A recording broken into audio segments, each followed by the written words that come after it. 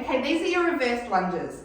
The big thing I want you to think about when we're doing a reverse lunge is I want the hips to stay stable and straight. That means when we step our foot back to go into the lunge, hips stay forward. I like to have that imagery of car headlights. So you've got your two headlights here. You want them to keep facing forward.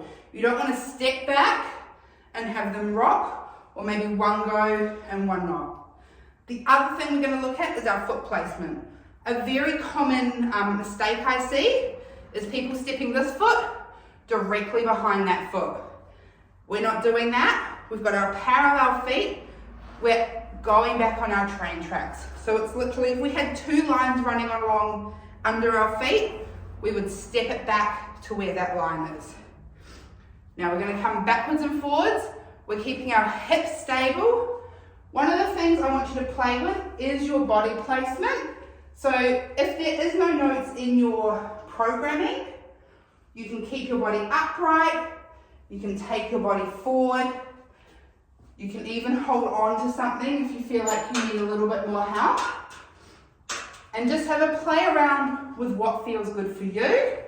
There is no right or wrong in terms of body placement unless we're working on something really specific. And lunges can be hard enough as it is. Definitely we want to think about the hips.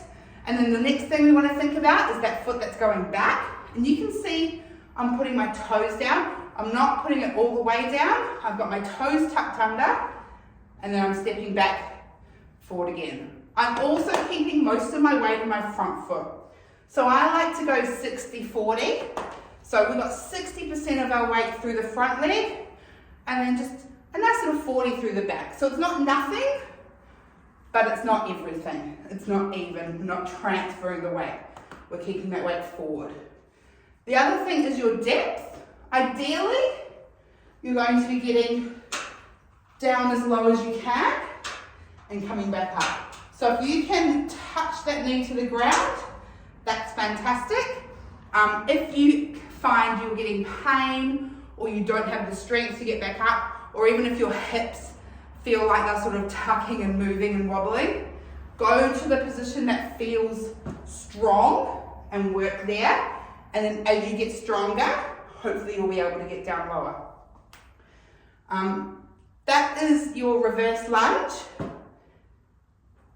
There you go.